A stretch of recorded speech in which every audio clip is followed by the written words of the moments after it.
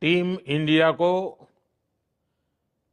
इस भव्य विजय के लिए सभी देशवासियों की तरफ से बहुत बहुत बधाई।